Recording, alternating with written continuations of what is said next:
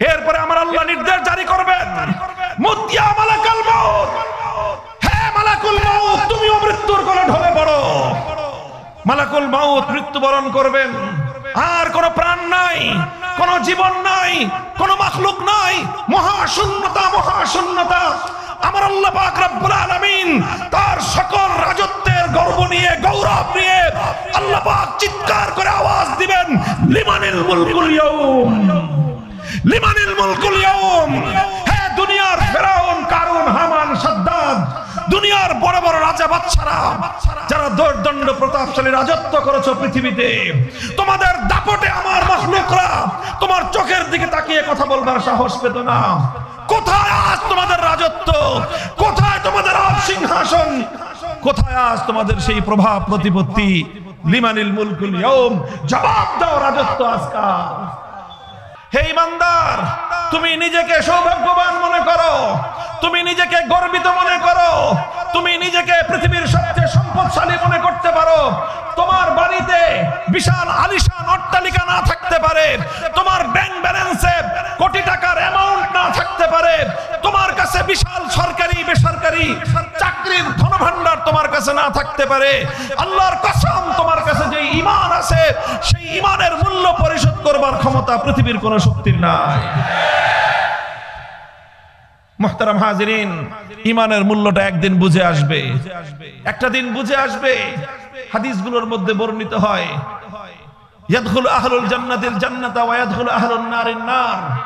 আল্লাহ পাক রব্বুল আলামিন যখন আখিরাতে কিয়ামতের দিন সিদ্ধান্ত দিবেন, বিচার করবেন, বিচার করে মানুষ দুই ভাগে ভাগ হবে, ফারিকুন ফিল জান্নাতি ওয়া ফারিকুন ফিস সাঈদ।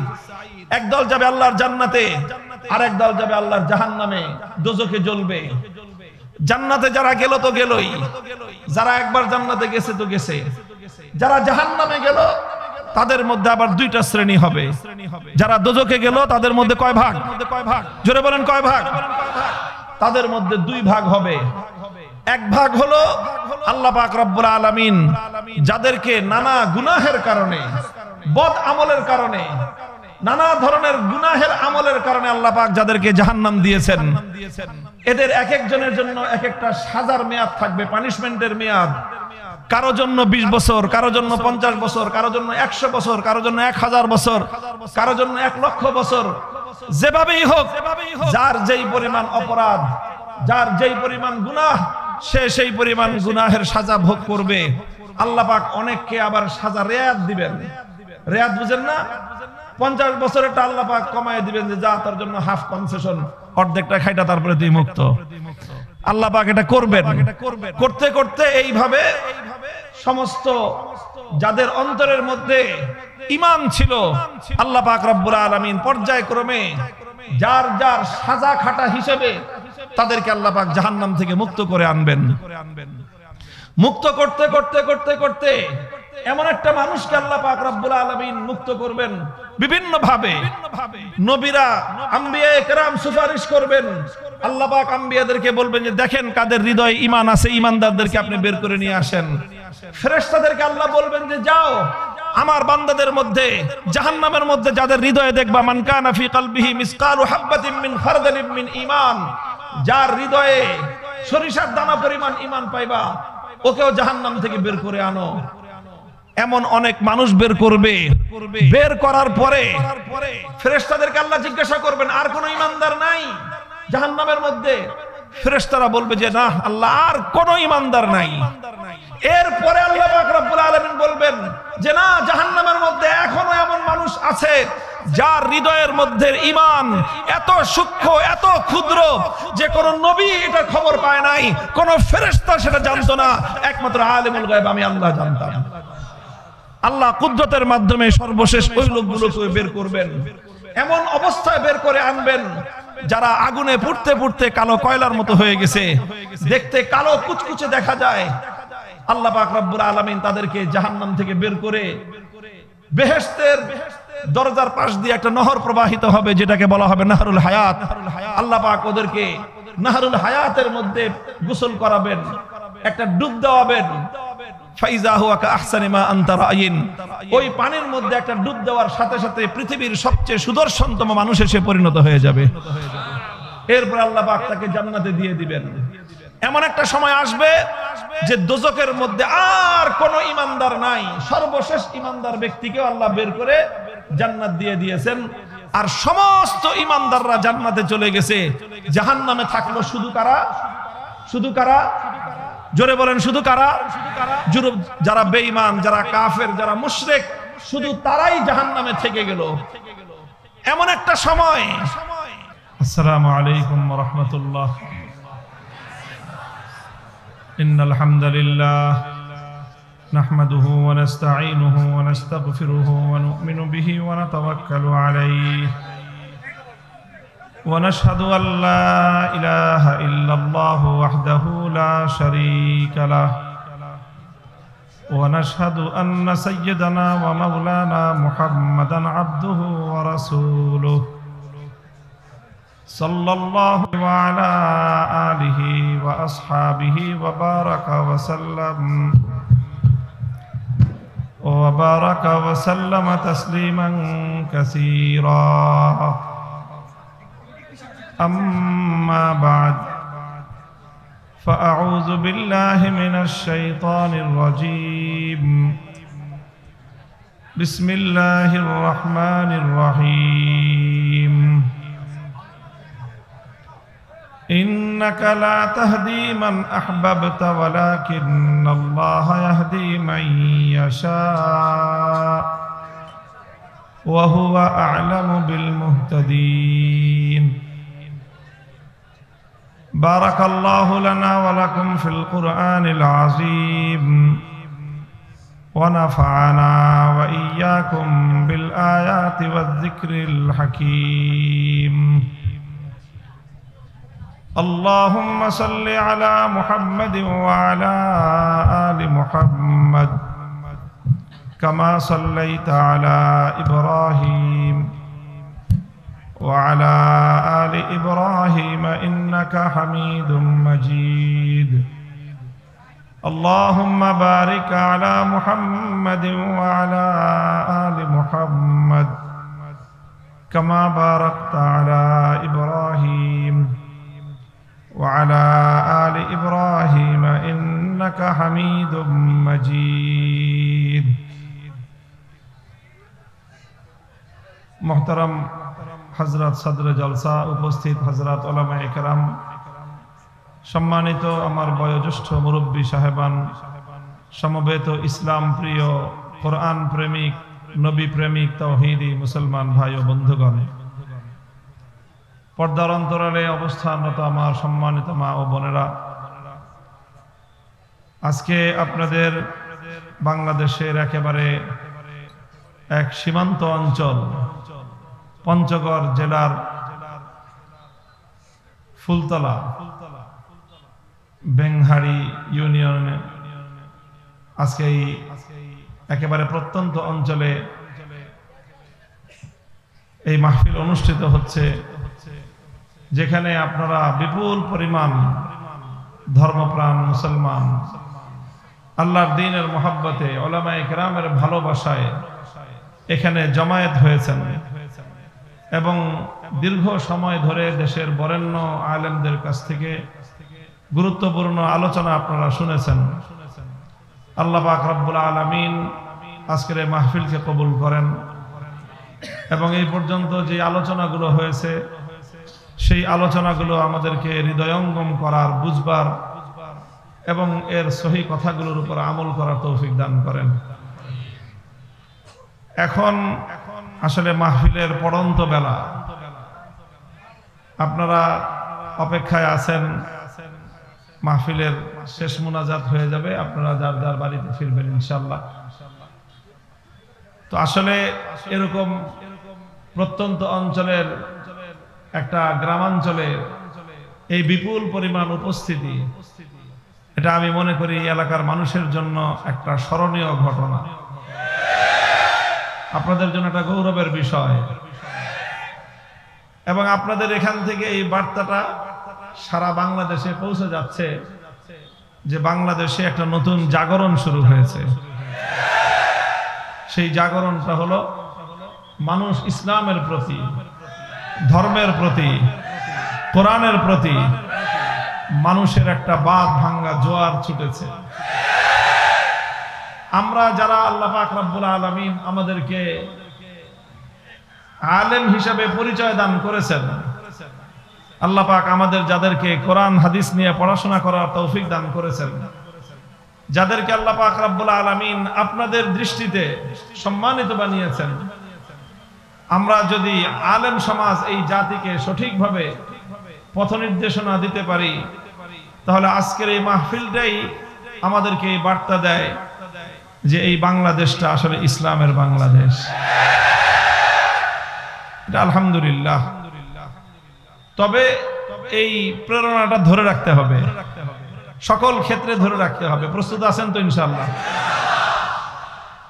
দেখেন, আমাদের পূর্বপুরুষ যারা, আমাদের দুই পুরুষ আগে, আমার দাদা, আপনার দাদা অথবা আপনার দাদার বাবা, তাদের ইতিহাস যদি আপনারা পড়েন, তাহলে তারা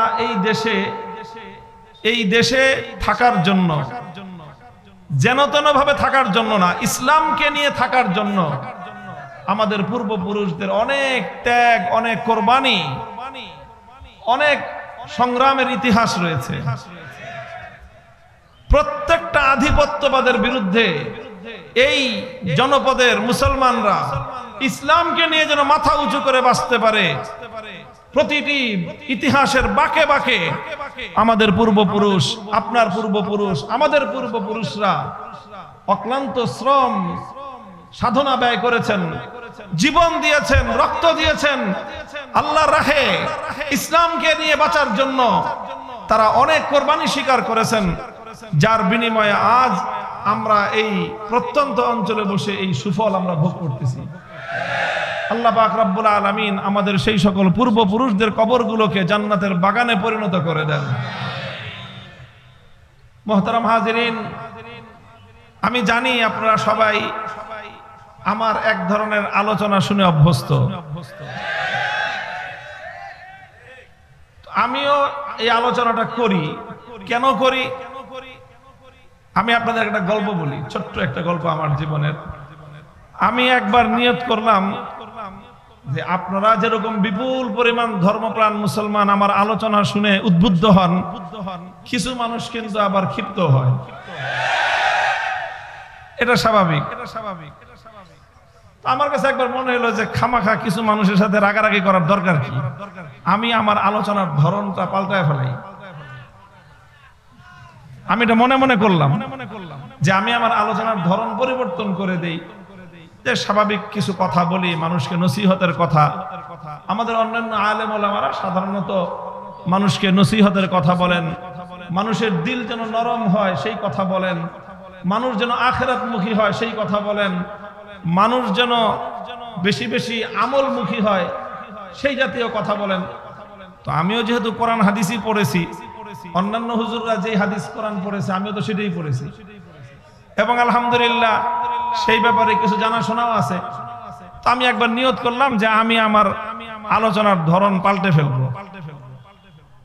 পরে ওই দিনে আমি রাত্রে স্বপ্ন দেখি যে আমি এরকম এক মাহফিলে গেছি। মাহফিলে যাওয়ার পরে আমি বয়ান করছি। 1 ঘন্টা আমার বয়ানের সময়, 50 মিনিট আমার বয়ান শেষ, আমি ওই স্বাভাবিকভাবে আলোচনা করতেছি।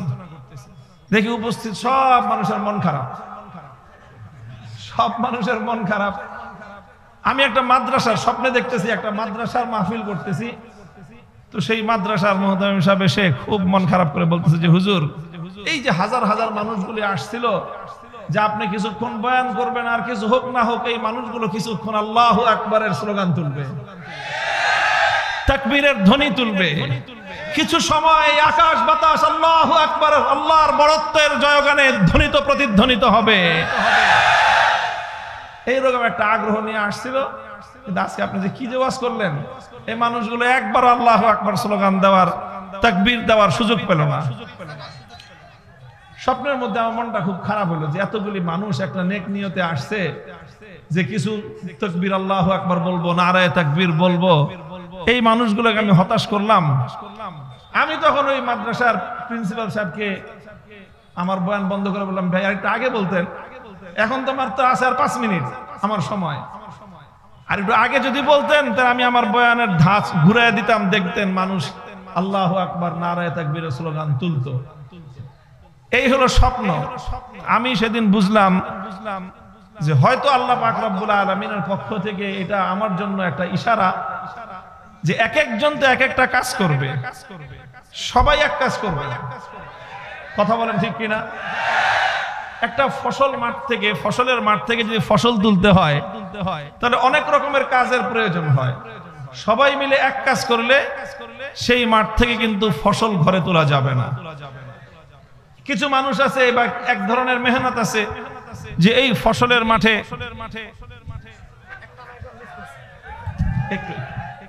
একটু ভাই ওনারা চেষ্টা করতেছেন, সুযোগ দেন একটু আপনারা আমাদের।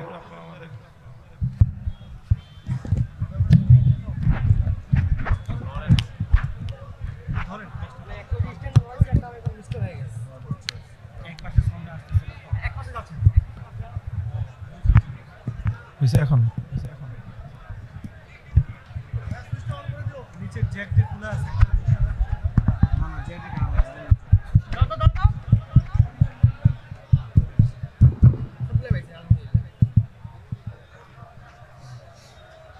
যাই হোক, আমি বলতেছিলাম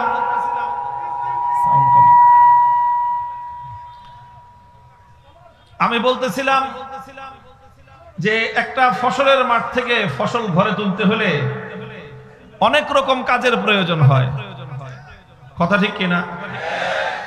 কিছু মানুষ আছে তাদের ট্রাক্টর আছে, তারা ক্ষেতের পর ক্ষেত, মাঠের পর মাঠ, বিলের পর বিল, তারা শুধু কি করে? হাল চাষ করে। এরপরে আবার সেখানে হাল চাষ করার পরে সেখানে রোয়া লাগাইতে হয়। রোয়াই তো বলেন আপনারা নাকি? তো কিছু মানুষ আছে যারা এই রোয়ার ব্যবসা করে। এরপরে রোয়া লাগাইলেই কি ধান হয়ে যায়? এরপরে কিছু মানুষ আছে সারের ব্যবসা করে, তারা সার বিক্রি করে, সার কিনে এনে মাছের ফসলের মধ্যে সার প্রয়োগ করতে হয়। শুধু রোয়া লাগায় সার দিলেই ফসল হয়ে যায়, সেচের পানি দিতে হয় না? কি বলেন?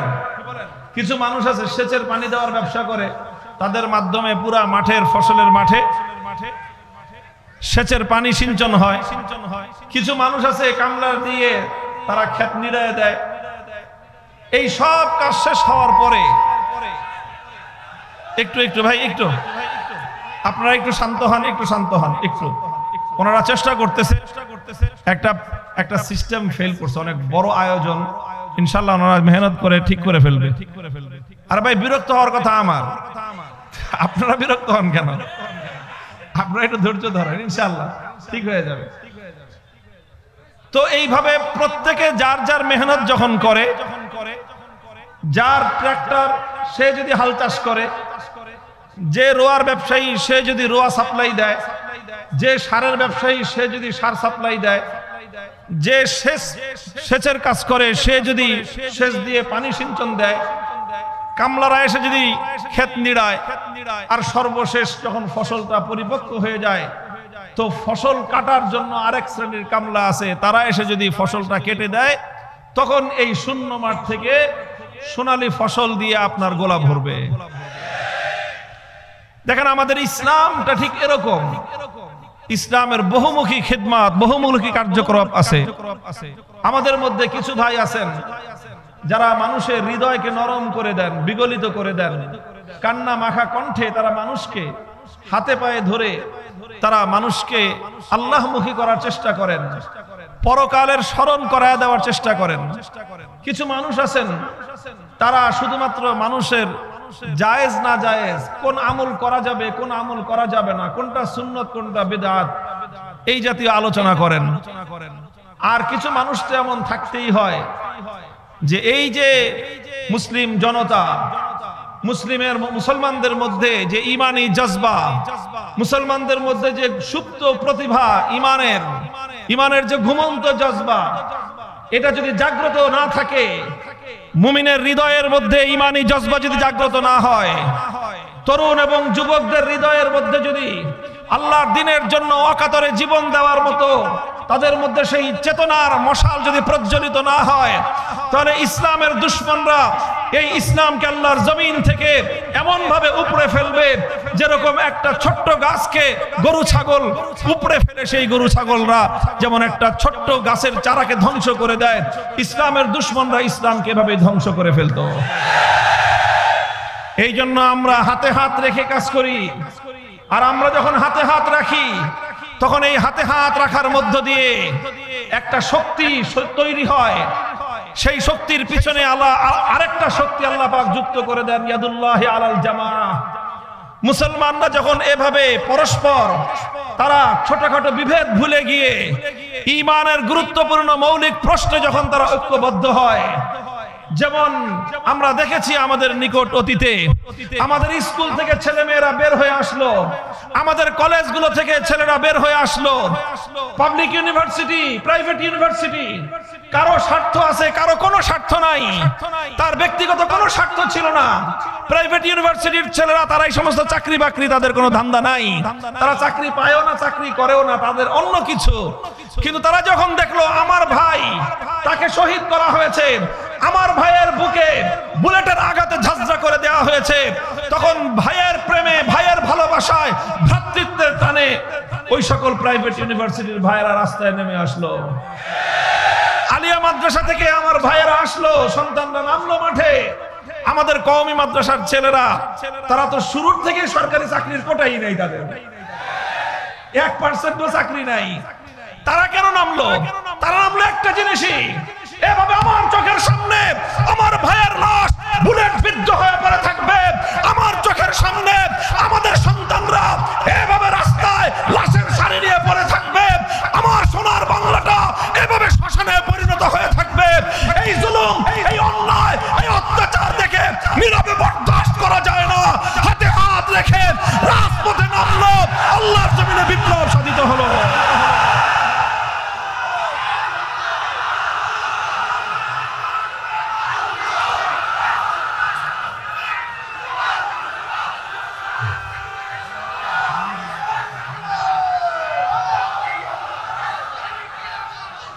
মুহতারাম হাজিরিন, এই জন্য আমি আপনাদেরকে যেই বার্তাটা দিতে চাই, আমি যে আলোচনাটা শুরু করেছি, আমি জানি আপনারা আমার কাছ থেকে এই ধরনের আলোচনা শোনার জন্য অপেক্ষা করে আছেন। এখন এত মানুষ, আপনাদের এই নিয়তটা নেক নিয়ত, আপনাদের এখানে দুনিয়ার কোনো স্বার্থ নাই। আমি ওই কথা বলার মধ্যে আমারও দুনিয়ার কোনো স্বার্থ নাই, ঝুঁকি আছে। এই ধরনের কথা বললে এটার মূল্য পরিশোধ করতে হয়। এই 3 বছর যে জেল খাটলাম, এই অপরাধ ছাড়া আর কোনো অপরাধ ছিল না। মূল্য পরিশোধ করতে হয় জেনেও আমরা বলি, কারণ এজন্যই বলি যে আমি বিশ্বাস করি আমাদের পূর্বপুরুষদের রক্ত, ঘাম আর অশ্রু ইনশাআল্লাহ একদিন রং আসবে, আল্লাহর জমিন ইসলামের বিপ্লব হবে, ইসলামের বিপ্লব হবে ইনশাআল্লাহ।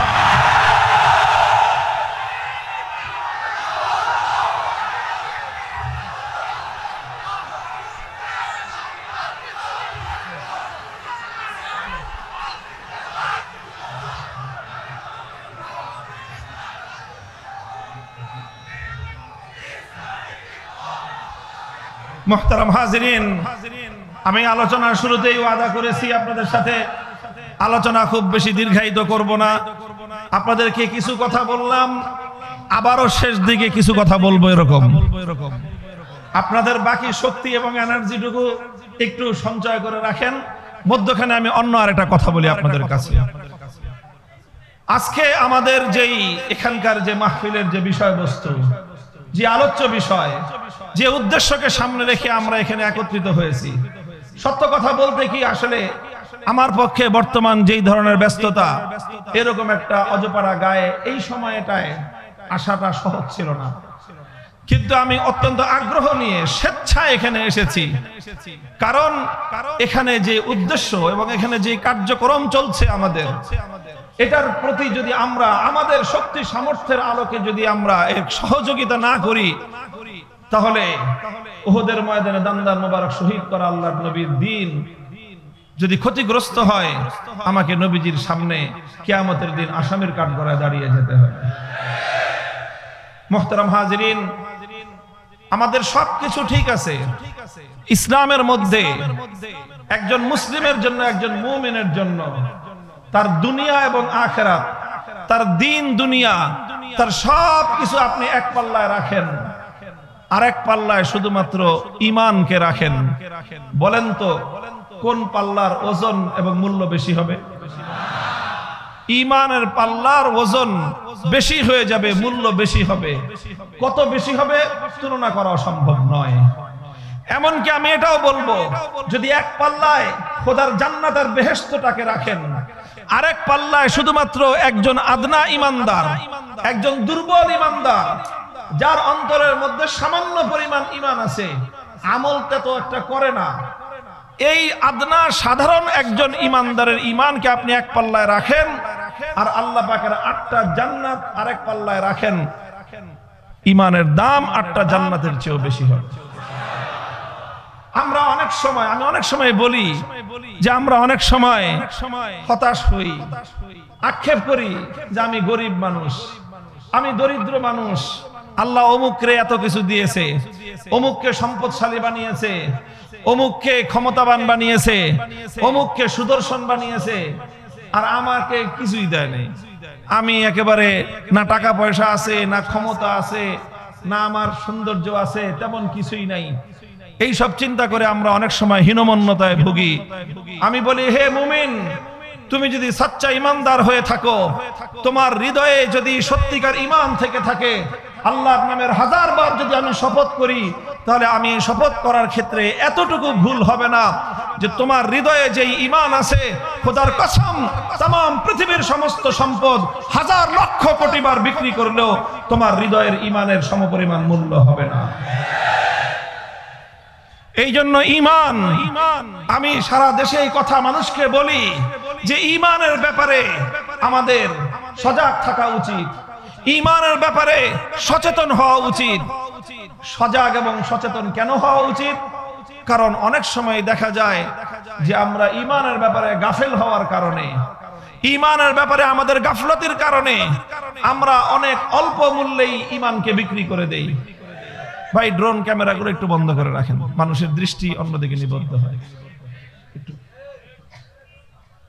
কি বললাম যে অনেক সময় অনেক মানুষ ঈমানের মূল্য বুঝতে না পেরে বড় সস্তা দামে ঈমান বিক্রি করে দেয়। অনেক সময় 10 বান্ডিল টিনের বিনিময়ে একটা মানুষ ঈমান বিক্রি করে দেয় খ্রিস্টান মিশনারিদের কাছে। সে মনে করে 10 বান্ডিল টিন দিয়ে তো একটা ঘর হবে, ঈমান দিয়ে কি হবে। অনেক সময় মানুষ একটা লুঙ্গি আর একটা শাড়ির বিনিময়ে ঈমান বিক্রি করে দেয়, মনে করে যে লুঙ্গি কয়দিন পরা যাবে, শাড়ি দিয়ে কয়দিন চলবে, ঈমান দিয়ে কি হবে। অনেক সময় মানুষ 2 কৌটা ডানো দুধের বিনিময়ে ঈমানটা বিক্রি করে দেয়। অনেক সময় মানুষ দুনিয়ার সামান্য স্বার্থের বিনিময়ে ঈমানকে বিক্রি করে দেয়। দুনিয়ার সামান্য টাকা পয়সা, সুযোগ সুবিধা, দুনিয়ার কিছু চাকরি বাকরি, দুনিয়ার কিছু আয়েশ আরাম, এই সমস্তের বিনিময়ে যারা ঈমান পাওয়ার পরেও ঈমান হারা হয়ে যায়, আল্লাহর কসম খেয়ে বলি এই পৃথিবীতে তাদের চেয়ে হতভাগা আর কেউ নাই, হতভাগা কেউ নাই। হে ঈমানদার, তুমি নিজেকে সৌভাগ্যবান মনে করো, তুমি নিজেকে গর্বিত মনে করো, তুমি নিজেকে পৃথিবীর সবচেয়ে সম্পদশালী মনে করতে পারো। তোমার বাড়িতে বিশাল আলিশান অট্টালিকা না থাকতে পারে, তোমার ব্যাংক ব্যালেন্সে কোটি টাকার অ্যামাউন্ট না থাকতে পারে, তোমার কাছে বিশাল সরকারি বেসরকারি চাকরির ধনভাণ্ডার তোমার কাছে না থাকতে পারে, আল্লাহর কসম তোমার কাছে যে ঈমান আছে, সেই ঈমানের মূল্য পরিশোধ করবার ক্ষমতা পৃথিবীর কোনো শক্তির নাই। মুহতারাম হাজিরিন, ঈমানের মূল্যটা একদিন বুঝে আসবে, একটা দিন বুঝে আসবে। হাদিসগুলোর মধ্যে বর্ণিত হয়, ইয়াদখুলু আহলুল জান্নাতিল জান্নাতা ওয়া ইয়াদখুলু আহলুন নারিন নার। আল্লাহ পাক রব্বুল আলামিন যখন আখিরাতে কিয়ামতের দিন সিদ্ধান্ত দিবেন, বিচার করবেন, বিচার করে মানুষ 2 ভাগে ভাগ হবে, ফারিকুন ফিল জান্নাতি ওয়া ফারিকুন ফিস সাঈদ। একদল যাবে আল্লাহর জান্নাতে, আর একদল যাবে আল্লাহর জাহান্নামে, দোজখে জ্বলবে। জান্নাতে যারা গেল তো গেলই, যারা একবার জান্নাতে গেছে তো গেছে, যারা জাহান্নামে গেল তাদের মধ্যে আবার 2টা শ্রেণী হবে। যারা দোজখে গেল তাদের মধ্যে কয় ভাগ? জোরে বলেন কয় ভাগ? তাদের মধ্যে 2 ভাগ হবে। এক ভাগ হলো আল্লাহ পাক রব্বুল আলামিন যাদেরকে নানা গুনাহের কারণে, বদ আমলের কারণে নানা ধরনের গুনাহের আমলের কারণে আল্লাহ পাক যাদেরকে জাহান্নাম দিয়েছেন, এদের এক একজনের জন্য এক একটা সাজার মেয়াদ থাকবে, পানিশমেন্টের মেয়াদ। কারো জন্য 20 বছর, কারো জন্য 50 বছর, কারো জন্য 100 বছর, কারো জন্য 1000 বছর, কারো জন্য 1 লক্ষ বছর। যেভাবেই হোক, যার যেই পরিমাণ অপরাধ, যার যেই পরিমাণ গুনাহ, সে সেই পরিমাণ গুনাহের সাজা ভোগ করবে। আল্লাহ পাক অনেককে আবার সাজা রেয়াত দিবেন। রেয়াত বুঝেন না? 50 বছরেরটা আল্লাহ পাক কমায় দিবেন, যে যা তোর জন্য হাফ কনসেশন, অর্ধেকটা খাইটা তারপরে তুই মুক্ত। আল্লাহ পাক এটা করবেন। করতে করতে এইভাবে সমস্ত যাদের অন্তরের মধ্যে ঈমান ছিল, আল্লাহ পাক রব্বুল আলামিন পর্যায়ক্রমে যার যার সাজা খাটা হিসেবে তাদেরকে আল্লাহ পাক জাহান্নাম থেকে মুক্ত করে আনবেন। মুক্ত করতে করতে করতে করতে এমন একটা মানুষকে আল্লাহ পাক রব্বুল আলামিন মুক্ত করবেন বিভিন্ন ভাবে। নবীরা, আম্বিয়ায়ে কেরাম সুপারিশ করবেন। আল্লাহ পাক আম্বিয়াদেরকে বলবেন যে দেখেন কাদের হৃদয়ে ঈমান আছে, ঈমানদারদেরকে আপনি বের করে নিয়ে আসেন। ফেরেশতাদেরকে আল্লাহ বলবেন যে যাও আমার বান্দাদের মধ্যে, জাহান্নামের মধ্যে যাদের হৃদয়ে দেখবা, মান কানা ফি কলবিহি মিসকালু হাববাতিন মিন খারদালিন মিন ঈমান, যার হৃদয়ে সরিষার দানা পরিমাণ ঈমান পাইবা, ওকেও জাহান্নাম থেকে বের করে আনো। এমন অনেক মানুষ বের করবে। বের করার পরে ফেরেশতাদেরকে আল্লাহ জিজ্ঞাসা করবেন, আর কোন ঈমানদার নাই জাহান্নামের মধ্যে? ফেরেশতারা বলবে যে না আল্লাহ, আর কোন ঈমানদার নাই।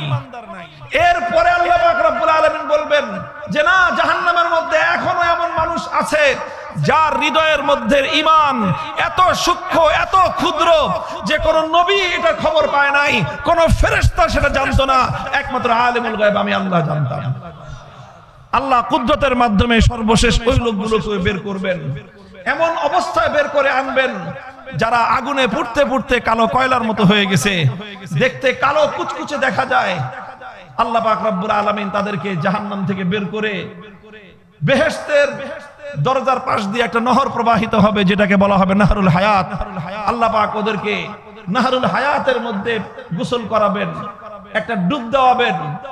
ফাইজা হুয়া কাআহসানি মা আনতা রাইন, ওই পানির মধ্যে একটা ডুব দেওয়ার সাথে সাথে পৃথিবীর সবচেয়ে সুদর্শনতম মানুষ এসে পরিণত হয়ে যাবে।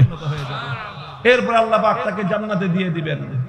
এমন একটা সময় আসবে যে দোজখের মধ্যে আর কোন ঈমানদার নাই, সর্বশেষ ঈমানদার ব্যক্তিকে আল্লাহ বের করে জান্নাত দিয়ে দিয়েছেন। আর সমস্ত ঈমানদাররা জান্নাতে চলে গেছে। জাহান্নামে থাকলো শুধু কারা? শুধু কারা? জোরে বলেন, শুধু কারা? যারা বেঈমান, যারা কাফের, যারা মুশরিক, শুধু তারাই জাহান্নামে থেকে গেল। এমন একটা সময় ঈমানদাররা শুধু জান্নাতে, বেঈমানরা শুধু জাহান্নামে। বেঈমানদের হৃদয়ের মধ্যে ছোট্ট একটা আশার আলো ধিকি ধিকি জ্বলতে থাকবে, ছোট্ট একটা আশার আলো। দোজখের মধ্যে তো শান্তির কিছুই নাই, সব কষ্ট কষ্ট কষ্ট। কিন্তু এই সকল বেঈমানদের অন্তরের মধ্যে ছোট্ট ক্ষুদ্র একটা আশার আলো নিবু নিবু করে জ্বলতে থাকবে। কি আশা?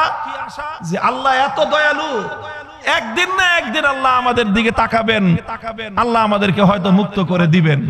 এই একটা আশা নিয়ে ওরা জাহান্নামের মধ্যে জ্বলতে থাকবে। আর ওদিকে যারা বেহেশতের অধিবাসী ঈমানদার, তাদের তো ওয়ালাকুম ফিহা মা তাশতাহি আনফুসুকুম, যা চায় চাওয়ার আগেই তাই হাজির।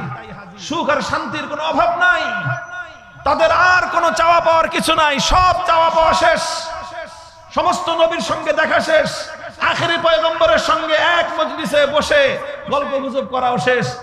সবচেয়ে বড় নিয়ামত আল্লাহ পাক রব্বুল ইজ্জতের দিদার ইলাহি, মওলায়ে পাককে দেখাও শেষ। আর সমস্ত নাজ নিয়ামত সব তারা ভোগ করতেছে, আর কোনো কিছুর অভাব তাদের নাই। শুধু একটা ভয় অন্তরের মধ্যে আছে, ছোট্ট একটু ভয়, যে এত সুখে রাখছে আল্লাহ, যদি আবার কোনোদিন বলে যে আমার জান্নাত খালি কর, তখন কি অবস্থাটা হবে আমাদের।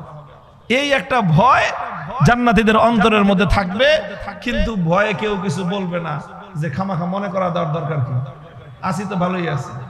কিন্তু মনে মনে ভয়টা সবারই থাকবে। মুহতারাম হাজিরিন, কল্পনা করে দেখেন, চর্মচক্ষুটা বন্ধ করে হৃদয়ের চক্ষুটা খুলে দেন, জাহান্নামের ওই ভয়াবহ দৃশ্যের কথা একবার কল্পনা করুন। আর আল্লাহ পাক রব্বুল আলামিনের জান্নাতের আরাম আয়েশার বিলাসিতার চিত্রটা একবার কল্পনা করুন। ওই মানুষগুলো শুধু সুখ আর সুখ, শান্তি আর শান্তি, অন্তরের মধ্যে সামান্য একটা ভয়। আর এই মানুষগুলো শুধুমাত্র অশান্তি আর আযাবের মধ্যে, কিন্তু অন্তরের মধ্যে ছোট্ট একটা আশার প্রদীপ ধিকি ধিকি জ্বলতেছে। এমন সময় আমার মালিক রব্বুল আলামিন দুইটা ডাক দিবেন চিৎকার করে। প্রথমে আল্লাহ বলবেন ইয়া আহলাল জান্নাহ, এরপরে বলবেন ওয়া আহলান নার, হে জান্নাতের অধিবাসীরা তাকাও আমার দিকে। আরেকটা ডাক দিবেন ও দোজখবাসীরা তোমরাও তাকাও আমার দিকে। হাদিসের ভাষ্য ফায়াশরাইবুন, জান্নাতের সমস্ত ঈমানদাররা আল্লাহর ডাকের দিকে মাথা তুলে তাকাবে, কলিজার মধ্যে সেট করে উঠবে, ডাকে কেন মালিক? আমাদের তো আর কিছু চাওয়া পাওয়ার নাই, সব তো দেওয়া শেষ, আবার ডাকে কেন? না জানি আল্লাহ এখন বলবে যে আমার জান্নাত খালি করো। তাদের মনের মধ্যে আশার যে প্রদীপটা ধিকি ধিকি জ্বলতেছিল সেটা হঠাৎ মশালের মতো জ্বলে উঠবে, যে এতদিন মালিকরে এত চিৎকার করে ডাকলাম, কোনোদিন আল্লাহ সাড়া দিলেন না, আর আজকে আল্লাহ নিজে ডাকতেছেন আজকে, তাহলে অবশ্যই মনে হয় আমাদের দিকে মালিক একটু দয়া করবেন। এই আশা নিয়ে তারা আল্লাহর দিকে তাকাবেন। যখন জান্নাত এবং জাহান্নামের উভয় অংশ, উভয় দল আল্লাহর দিকে তাকালো, আল্লাহ পাক রব্বুল আলামিন তাদেরকে বলবেন তোমরা আরাফের দিকে তাকাও। আরাফ হলো জান্নাত এবং জাহান্নামের মধ্যবর্তী একটা পার্টিশন। আরাফের দিকে তাকাবে, জান্নাতীরাও দেখতে পাবে, জাহান্নামীরাও দেখতে পাবে। আল্লাহ বলবেন কিছু দেখা যায়? বলবে যে আল্লাহ দেখা যায়। কি দেখা যায়? একটা মোটা তাজা ভেড়া, ভেড়া ছিলেন না বকরি, ভেড়া বকরি, সেই ভেড়ার মতো। তো আল্লাহ বলবেন চিনো এটাকে? সবাই বলবে চিনি, এটা তো ভেড়া, এটা বকরি, বকরি ভেড়া। আল্লাহ বলবেন যে দেখতে বকরির মতো, ভেড়ার মতো, কিন্তু এটা আসলে প্রকৃত ভেড়া নয়। আল্লাহ পাক রব্বুল আলামিন মৃত্যুকে কাহাইয়াতি কাবশিন আমলাহা, একটা মোটা তাজা ভেড়ার আকৃতিতে আল্লাহ পাক মৃত্যুকে হাজির করবেন। কাকে? ভাই মৃত্যুকে কেউ দেখছেন কোনোদিন? মৃত্যু দেখা যায় না, ধরা যায় না, ছোঁয়া যায় না, কিন্তু কেউ অস্বীকার করতে পারবে? বলেন। কিয়ামতের দিন সেই কঠিন সময়ে জান্নাত থেকে প্রত্যেকটা জান্নাতবাসী, প্রত্যেকটা দোজখবাসী সেই দিন মৃত্যুকে তার একটা আকৃতিতে দেখবে, সেটা হলো একটা ভেড়ার আকৃতিতে দেখবে। আল্লাহ বলবেন যে এটার নাম হলো মৃত্যু। এটা দেখতে ভেড়ার মতো দেখা যায়, কিন্তু এটা আসল ভেড়া নয়, এটা হলো মউত। এটা সেই মৃত্যু যে মৃত্যুর হাত থেকে তোমরা কেউ নিস্তার পাও নাই। এটা সেই মৃত্যু যে মৃত্যু কোন নবীকে ছাড়ে নাই, যে মৃত্যু কোন ফেরেশতাকে ছাড়ে নাই, এমনকি যে মৃত্যু মালাকুল মউতকে পর্যন্ত ছাড়ে নাই। কুল্লু নাফসিন যায়িকাতুল মউত। আল্লাহ পাক রব্বুল আলামিন যখন ইসরাফিল আলাইহিস সালাতু ওয়াস সালাম সিংহায় ফুৎকার করবেন, সিংহায় ফুৎকারে তাম পৃথিবী লণ্ডভণ্ড হয়ে যাবে, সমস্ত মানুষ ধ্বংসপ্রাপ্ত হয়ে যাবে, মহাপ্রলয় ঘটে যাবে, আসমান ভেঙে পড়বে, পাহাড়গুলো বালুর মতো, তুলার মতো উঠতে থাকবে।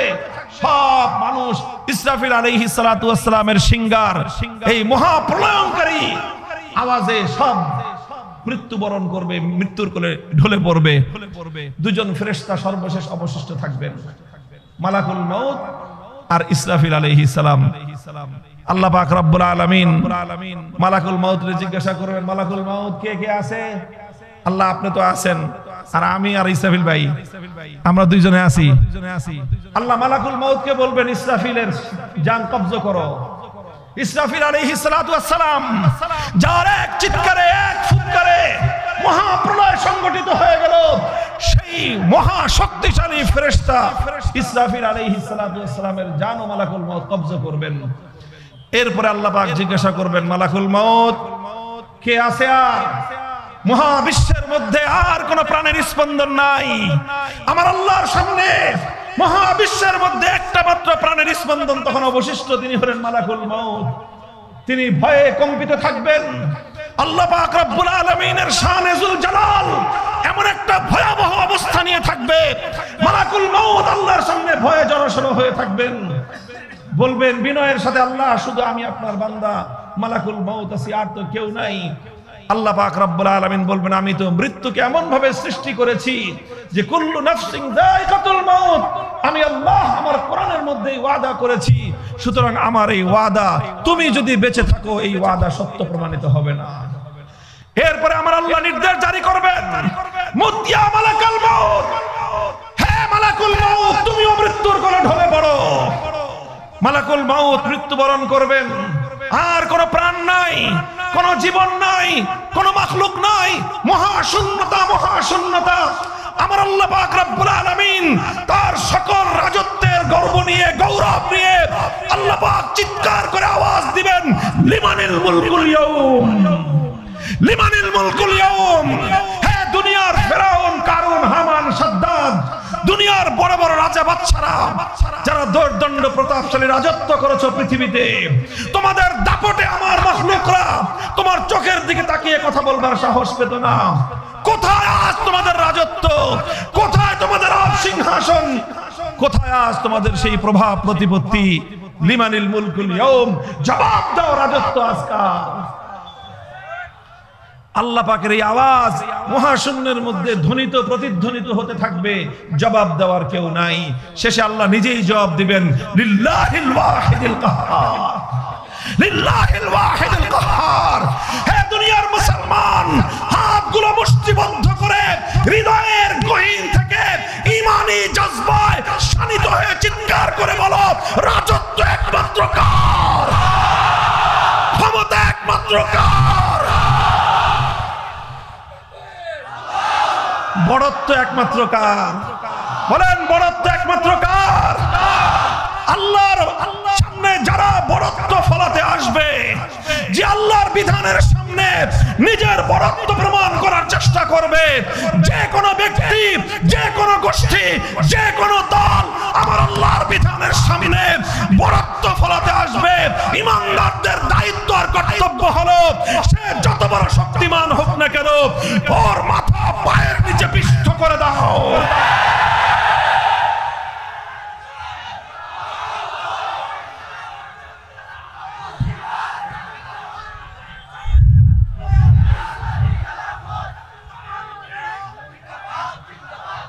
মুহতারাম হাজিরিন, আমি বলতেছিলাম অন্য আরেকটা কথা। আল্লাহ পাক রব্বুল আলামিন বলবেন এরপরে জান্নাত এবং জাহান্নাম সব তো শেষ। আল্লাহ বলবেন এটা সেই মৃত্যু। তাকিয়ে দেখো জান্নাত আর জাহান্নামের মধ্যখানে যে ভেড়ার আকৃতিতে একটা ছোট্ট প্রাণী, এটা মৃত্যু। এটা সাধারণ কোনো প্রাণী নয়, এটা সেই মৃত্যু যে মৃত্যু জিব্রাইলকেও ছাড়ে নাই। এটা সেই মৃত্যু যে মৃত্যু আমার আল্লাহ পাক রব্বুল আলামিনের হাবিবে কিবরিয়া মুহাম্মদ আরবি সাল্লাল্লাহু আলাইহি ওয়াসাল্লামকেও ছাড়ে নাই। এটা সেই মৃত্যু যে মৃত্যু মালাকুল মাউতকে পর্যন্ত ছাড়ে নাই। আল্লাহ বলবেন যে আজ আমি সেই মৃত্যুকে তোমাদের সামনে হাজির করলাম। এই কথা বলে আল্লাহ পাক কুদরতের মাধ্যমে সমস্ত জান্নাতি আর জাহান্নামীদের সামনে মৃত্যু নামক সেই ভেড়াটাকে আল্লাহ নিজে জবাই করে দিবেন। বলবেন আমি মৃত্যুকে মেরে ফেললাম, আজ থেকে আর কোনো মৃত্যু বলতে কিছু নাই, কারণ মৃত্যু মরে গেছে, মরণ নিজেই মরে গেছে। ইয়া আহলাল জান্নাতি খুলুদুন লা মাউত ওয়া ইয়া আহলান নারি খুলুদুন লা মাউত। আমার আল্লাহ বলবেন হে জান্নাতের অধিবাসীরা, আমি আল্লাহ আলিমুম বিমা ফিস সুদূর, তোমাদের অন্তরের গহীনে ছোট্ট একটা ভয় তোমাদের মধ্যে কাজ করতেছে। আমি আল্লাহ আবার কোনোদিন তোমাদেরকে জান্নাত থেকে বের করে দেই কিনা এই ভয়ে এখনো তোমরা ভীত আছো। আজ শুনে নাও, আমি আল্লাহ তোমাদের জন্য সবচেয়ে আনন্দময় ঘোষণাটা দিচ্ছি। এই যে তোমরা জান্নাতে ঢুকেছো, বেহেশতে ঢুকেছো, অনন্তকাল এই বেহেশতে থাকবে, আর কোনোদিন তোমাদেরকে বেহেশত থেকে বের হওয়া লাগবে না। মুহতারাম হাজিরিন, এই ঘোষণাটার সাথে সাথে গোটা জান্নাতের মধ্যে, বেহেশতের মধ্যে আনন্দের উল্লাস শুরু হবে, আনন্দের হিল্লোল বয়ে যাবে। এক বেহেশতি আরেকজনকে গলা জড়াজড়ি ধরে করে চিৎকার করতে থাকবে, উল্লাস করতে থাকবে। নির্বাচনে জয়ের মতো না, এর চেয়ে লক্ষ কোটি গুণ বেশি আনন্দ হবে ইনশাআল্লাহ। বলেন আনন্দ করবো ইনশাআল্লাহ। ইনশাআল্লাহ আল্লাহ আমাদের জন্য চিরস্থায়ী জান্নাতের ব্যবস্থা রেখেছেন। কাজেই দুনিয়ার এই সামান্য প্রাপ্তি অপ্রাপ্তি আমাদের কাছে বড় কিছু নয়। আমাদের জন্য সবচেয়ে বড় প্রাপ্তি হলো ওমান যুহজিহা আনিন নার ওয়া উদখিলাল জান্নাতা ফাকাদ ফাজ। যে ব্যক্তি জান্নাত পেয়ে গেল সেই প্রকৃত অর্থে সফলকাম। দ্বিতীয় ঘোষণা হবে ওয়া আহলান নারি খুলুদুন লা মাউত। ও জাহান্নামের অধিবাসীরা, তোমরা এখনো আশার দিকে দিকে একটা প্রদীপ জ্বালিয়ে রেখেছো, মনে করেছো আমি আল্লাহ পাক রব্বুল আলামিন কোন একটা সময় তোমাদেরকে জাহান্নাম থেকে পরিত্রাণ দান করব। আজ আমি আল্লাহর পক্ষ থেকে তোমাদের জন্য সেই সর্বশেষ আশার প্রদীপটুকু নিভিয়ে দিয়ে সবচেয়ে নির্মম ঘোষণা আমি তোমাদের জন্য দান করলাম। আমার ঘোষণা হলো খুলুদুন লা মাউত। এই যে তোমরা জাহান্নামের আগুনের মধ্যে জ্বলতেছো, এই আগুনের মধ্যে জ্বলা শুরু হয়েছে, অনন্তকাল পর্যন্ত জ্বলতে থাকবা, কোনোদিন এটা সমাপ্ত হবে না। জাহান্নামীরা, বেঈমানেরা চিৎকার শুরু করবে, গোটা জাহান্নাম জুড়ে আর্তনাদ উঠে যাবে। তারা মনে করতে থাকবে যে মালিক, এটা তুমি কি ঘোষণা দিলে? আল্লাহ গো, তুমি যদি বলতে এই পৃথিবীর সমস্ত বালুচরগুলো আর সমস্ত মরুভূমিগুলোতে যত বালুকণা আছে, এই বালুকণা সমপরিমাণ জাহান্নামের মধ্যে বছর আমাদেরকে জ্বলতে হবে, এরপরে একটা দিন আমরা মুক্তি পাবো। এমন এতটুকু আশার প্রদীপ যদি তুমি আমাদেরকে দিতে, সেই আশা নিয়ে হয়তো আমরা একটা সান্ত্বনার বাণী খুঁজতাম। মালিক গো, আজ সর্বশেষ আশার প্রদীপটা তুমি আমাদেরকে নিভিয়ে দিলা। শোকের মাতম শুরু হবে, হায় হায় আফসোস রাত শুরু হবে। দুনিয়ার হাজারটা নির্বাচনে ফেল করলেও এর কোটি ভাগের এক ভাগ আফসোস হয় না। দুনিয়ার সমস্ত আপনজন হারিয়ে ফেললেও এর কোটি ভাগের এক ভাগ আফসোস হয় না। সেই দিন জাহান্নামের জন্য, জাহান্নামের মধ্যে যাদেরকে অনন্তকাল জাহান্নামের জ্বালা, জাহান্নামের আযাবের ঘোষণা আল্লাহ পাক যাদেরকে দান করবেন, ওই সকল পোড়া কপালীদের জন্য যে আফসোস আর যে দুঃখ বেদনা হবে, পৃথিবীতে সেই আফসোস এবং দুঃখ বেদনার কোনো তুলনা হয় না। ভাই, এত বড় গল্প বলা আমার উদ্দেশ্য ছিল না। এই যে একটা আনন্দ জান্নাতের মধ্যে, বেহেশতের মধ্যে, একটু কল্পনা করেন। আমি শুরুতেই বলেছিলাম, চর্মচক্ষুটা বন্ধ করে হৃদয়ের অন্তর্দৃষ্টিটা একটু খুলে দিয়ে কল্পনা করেন তো সেই আনন্দটা কেমন। আপনি সেই আনন্দ মিছিলে, সেই আনন্দের মধ্যে আপনার আপনজনদেরকে নিয়ে, আপনার সন্তানদেরকে নিয়ে, আপনার বাবা মাকে নিয়ে, আপনার স্ত্রী পরিজন ভাই বোনদেরকে নিয়ে সেই আনন্দটা করতেছেন, কেমন হবে সে আনন্দ। আরেকবার আপনি কল্পনা করুন, আপনি এবং আপনার আপনজন জাহান্নামের সেই কঠিন ভয়াবহ দুর্বিষহ সেই বিপদের মধ্যে পড়ে আছি, কেমন হবে সেই দুর্বিষহ অবস্থাটা। তুলনা করা যায় বলেন তো? বলেন তুলনা করা যায়? আসমান এবং জমিন বললে বলা সঠিক বলা হবে। আকাশ থেকে জমিন পর্যন্ত এত ব্যবধান নয়, বরং তার চেয়েও আরো কোটি কোটি গুণ বেশি বড় ব্যবধান ওই আনন্দ আর এই দুঃখের। কথা বলেন ঠিক না বেঠিক? ভাই, এটা কিসের বিনিময়? এই লোকগুলো এত আনন্দিত কিসের বিনিময়ে? এই আনন্দটা নামাজের বিনিময়ে নয়, এই আনন্দটা রোজার বিনিময়ে নয়, এই আনন্দটা হজের বিনিময়ে অথবা অন্যান্য নেক আমলের বিনিময়ে নয়। আর এই দুঃখ, শোক, কষ্টটা এটা এজন্য নয় যে তারা মানুষের উপর জুলুম করেছিল, এটা এজন্য নয় যে তারা মদ্যপান করেছিল, এটা এজন্য নয় যে তারা ডাকাতি আর চুরি করেছিল। একটা জিনিসের ব্যবধান, শুধু একটা বিন্দুর ডিফারেন্স, একটা বিন্দু, সেই বিন্দুর নাম হলো ঈমান। আল্লাহর কসম, সেই বিন্দুর নাম হলো ঈমান। যেই বিন্দুটা একটা সরিষার দানার চেয়েও ক্ষুদ্র হতে পারে, দুনিয়ার কোন ফেরেশতা পর্যন্ত সেই ঈমান সম্পর্কে জানতো না, জানতেন একমাত্র কে? এতটুকু ঈমানের মূল্য সেদিন বুঝে আসবে। খোদার কসম, আল্লাহ পাকের এই জান্নাত আর বেহেশত শতবার বিক্রি করলেও তোমার ঈমানের দাম পরিশোধ করা সম্ভব হবে না। মুহতারাম হাজিরিন, আমি আপনাদের কাছে ঈমানের মূল্যটা বোঝাবার চেষ্টা করেছি। আল্লাহ আমাদের প্রত্যেক মুমিন ভাইকে, বোনকে ঈমানের দাম বুঝবার তৌফিক দান করেন। কাজেই খবরদার, দুনিয়ার কোনো স্বার্থে পড়ে বাকি যা কিছু করেন, ঈমান বিক্রি করা যাবে না। টাকার বিনিময়ে ঈমান বিক্রি করা যাবে না। হাসপাতালে চিকিৎসা ফ্যাসিলিটির বিনিময়ে ঈমান বিক্রি করা যাবে না। উন্নত শিক্ষার জন্য স্কলারশিপ দিবে, সেই জন্য ঈমান বিক্রি করা যাবে না। ক্ষমতার মসনদের অফার আসবে, সেজন্য ঈমান বিক্রি করা যাবে না। লক্ষ কোটি টাকার বান্ডিল তোমার পায়ের উপরে এসে আছড়ে পড়তে পারে, ঈমান বিক্রি করা যাবে না।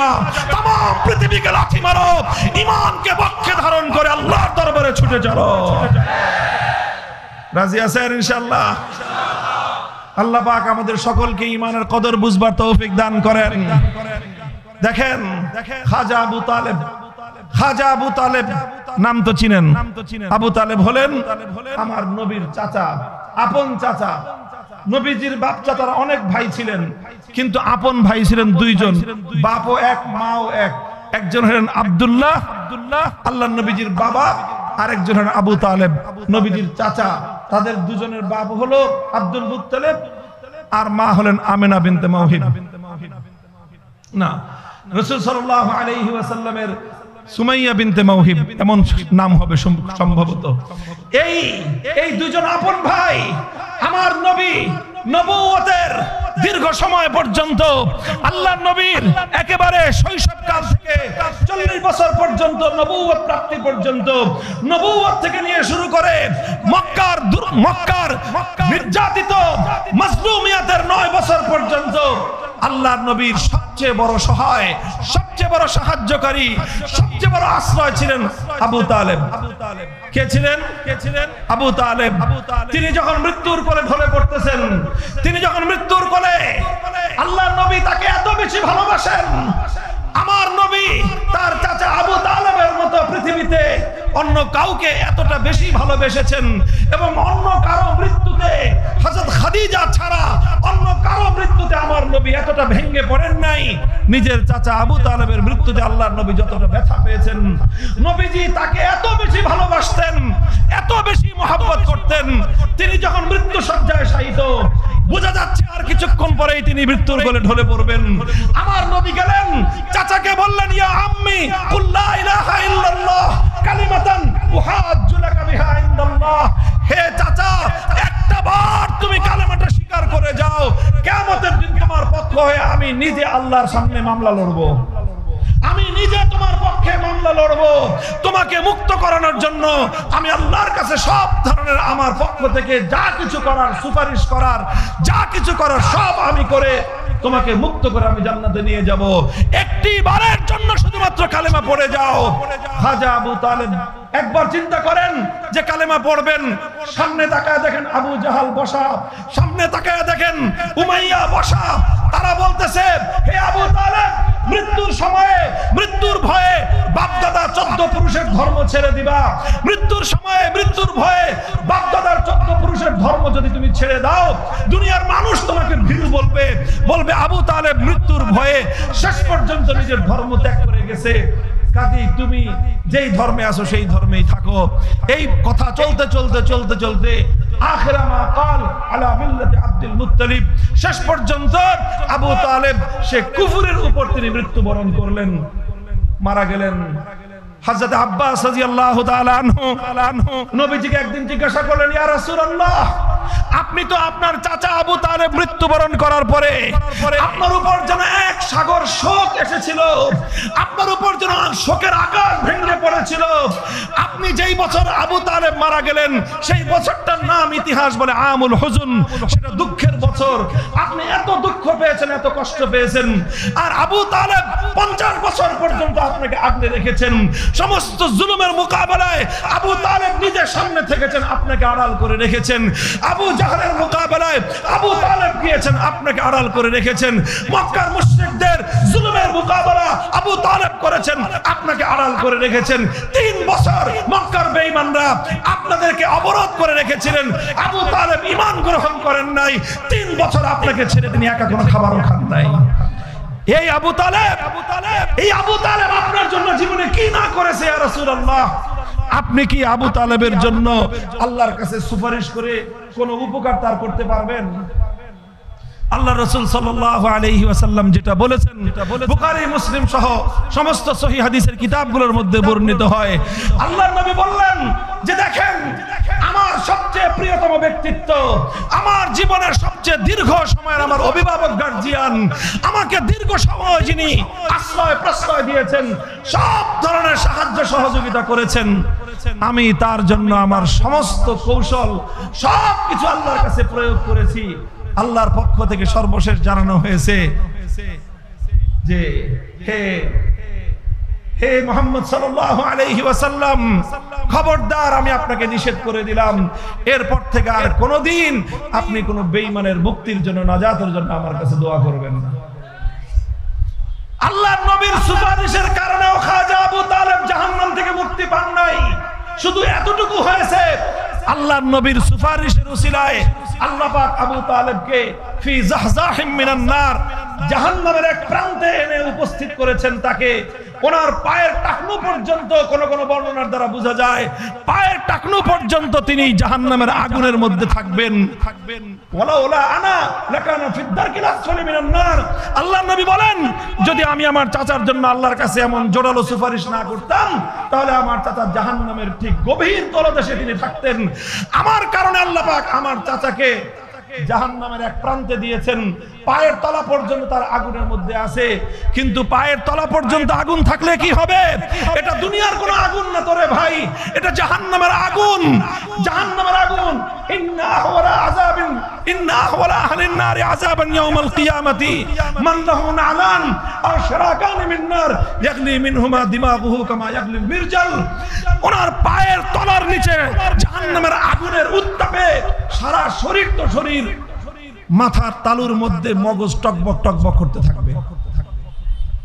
মুহতারাম হাজিরিন, খাজা আবু তালেব আমার নবীর এত প্রিয়তম হওয়া সত্ত্বেও জাহান্নাম থেকে মুক্তির কোনো ব্যবস্থা নাই। অনন্তকাল জাহান্নামের আগুনে জ্বলতে হবে। কারণ কি? ঈমান নাই। বলেন কারণ কি? ঈমান নাই। আমি জানি না আমাদের এই আলোচনা আমাদের ওই সমস্ত ভাইয়েরাও হয়তো শুনতেছেন, যারা নিজেরা রিসালাতের উপর, খতমে নবুয়তের উপর ঈমানকে আপনারা নিজ হাতে ধ্বংস করে দিয়েছেন। নিজ হাতে নিজেদের ঈমানকে ধ্বংস করে দিয়ে আপনারা অনন্তকালের জাহান্নামের আগুনের দিকে ধাবিত হচ্ছেন। এতটুকু ভয় আপনাদের হৃদয়ে জন্মে না, এতটুকু নিজের বিষয়টা আপনারা চিন্তা করার সময় পান না, যে আপনারা এক এক কদম সামনের দিকে অগ্রসর হচ্ছেন, চিরস্থায়ী জাহান্নামের আগুনের দিকে আপনারা অগ্রসর হচ্ছেন। কথা বলেন ঠিক না বেঠিক? এটা শুধু আমাদের বক্তব্য নয়, সারা পৃথিবীতে মুসলমানদের মধ্যে যত স্কুল অফ থট আছে, যত মাযহাব আছে, যত মাসলাক আছে, হানাফি বলেন, শাফিঈ বলেন, মালিকি বলেন, হাম্বলি বলেন, সালাফি বলেন, আহলে হাদিস বলেন, সুন্নি বলেন, বেরলভী বলেন, দেওবন্দি বলেন, ওয়াহাবি বলেন, যা কিছু নামে দুনিয়াতে আছে, তারা সকলেই এই ব্যাপারে একমত। আহমদিয়া মুসলিম সম্প্রদায় নামে যে সকল কাদিয়ানীরা গোলাম আহমদ কাদিয়ানকে বিশ্বাস করে, চিরস্থায়ী জাহান্নামী। ভাই একটু ভাবেন, আরে ধর্মই যদি পালন করবেন, এমন ধর্ম পালন করুন যেই ধর্ম আপনাকে জাহান্নাম থেকে মুক্তি দিবে।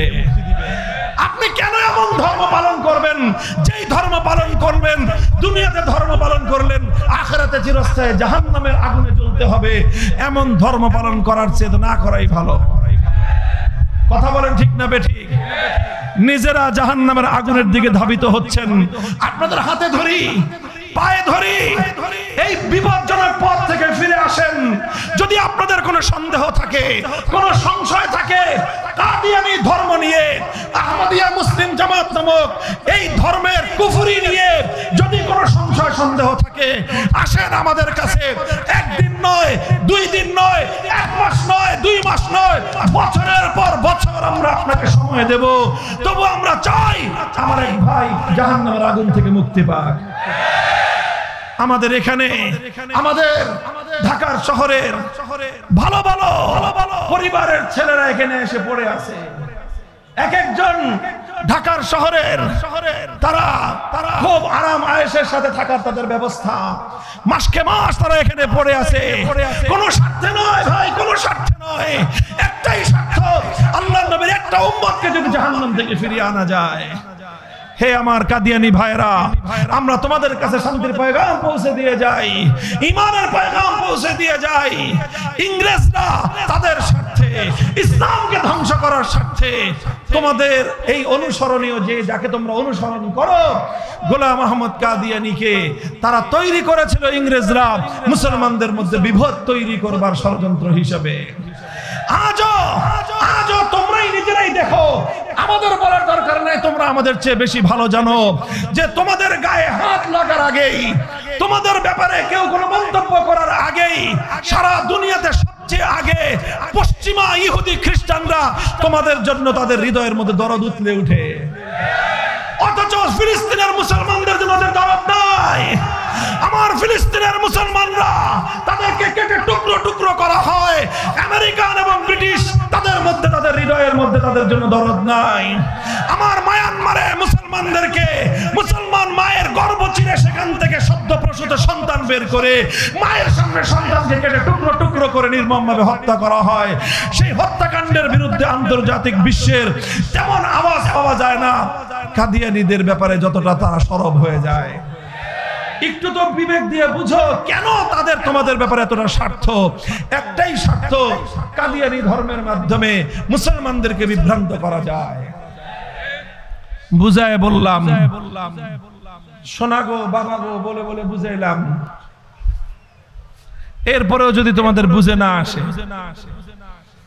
এরপরে যদি তোমরা কোন ইমানদার মুসলমানকে বিভ্রান্ত করার চেষ্টা করো, ধোঁকা দিয়ে কোন জান্নাতের পথযাত্রী ইমানদারকে জাহান্নামের পথযাত্রী করার চেষ্টা করো, আর এভাবে তামাম পৃথিবী যদি তোমাদেরকে প্রোটেকশন দিতে চায়, আমরা ইমানদাররা বুকের রক্ত দিয়ে সেই ষড়যন্ত্রকে মোকাবেলা করবো ইনশাআল্লাহ।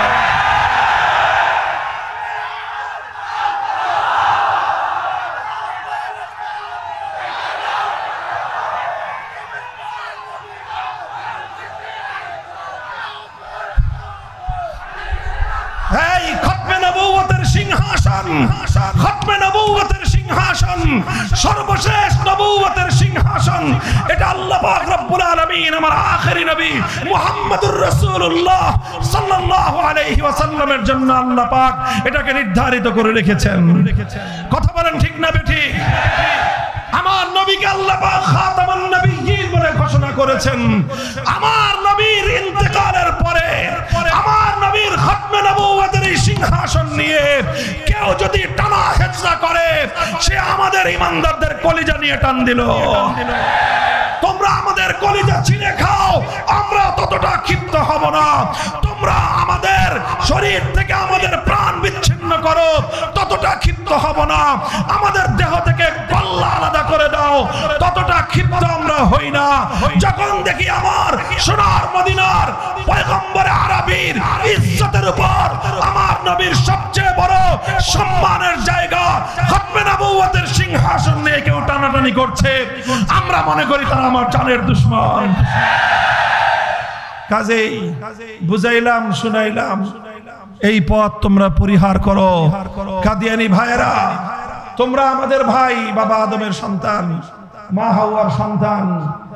তোমাদের গায়ের রক্ত লাল, আমাদের গায়ের রক্ত লাল। আমরা তোমাদেরকে রেখে জান্নাতে যেতে চাই না, একসাথেই জান্নাতে যেতে চাই। আপনাদের এই ফুলতলা বেংহারি ইউনিয়ন, এখানে যারা আছেন সমস্ত ইমানদাররা আমরা একসাথে জান্নাতে যেতে চাই। তোমরা আসো, ভুল পথ থেকে ফিরে আসো। আমরা তোমাদের জন্য, তোমাদেরকে বোঝানোর জন্য যা যা প্রয়োজন সব কিছু আল্লাহর কোরআন এবং নবীর হাদিস থেকে তোমাদের সামনে উপস্থাপন করার জন্য রাত দিন 24 ঘন্টা ইনশাআল্লাহ আমরা প্রস্তুত। আমাদের কাছে আসতে হবে না, তোমরা আমাদেরকে সংবাদ দিও, তোমাদের দুয়ারে আমরা হাজির হয়ে যাব ইনশাআল্লাহ। কথা বলেন ঠিক না বেঠিক?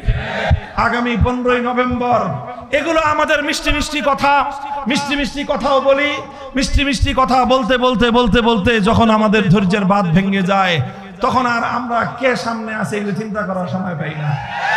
কোন সরকার, না আওয়ামী লীগ, না বিএনপি, না ইন্টারিম, এগুলি হিসাব করার সময় আমাদের থাকে না। আমরা 15ই নভেম্বর ঢাকার সোহরাওয়ার্দী উদ্যানে খতমে নবুয়ত মহাসমাবেশের ডাক দেওয়া হয়েছে।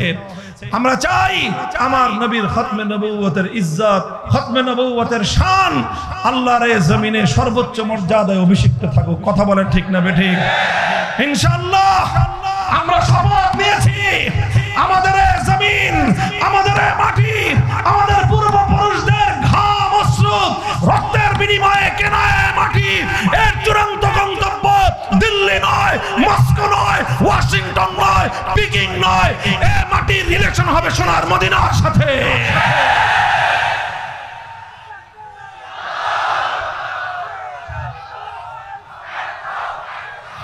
আমি একটা আখেরি কথা আপনাদেরকে বলে যাই, অনেক রঙের বাংলাদেশ তো দেখেছেন, কথা বলেন ঠিক না বেঠিক?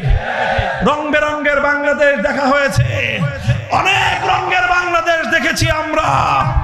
এবার আমরা জুলাই বিপ্লবের পর, জুলাই বিপ্লবের অন্যতম সৌন্দর্য ছিল আমাদের জুলাই যোদ্ধারা রাজপথে বুকের রক্ত দিয়েছে, রাজপথে টিয়ার গ্যাসের আক্রমণে তাদের চোখের পানি দিয়ে বুক ভেসে গিয়েছে। যেই রাজপথে রক্ত দিল, অশ্রু দিল, ঘাম ঝরালো, যখনই আজানের ওয়াক্ত হলো, এক যোদ্ধা আল্লাহু আকবার আজানের ধ্বনিতে আকাশ বাতাস মুখরিত করলো।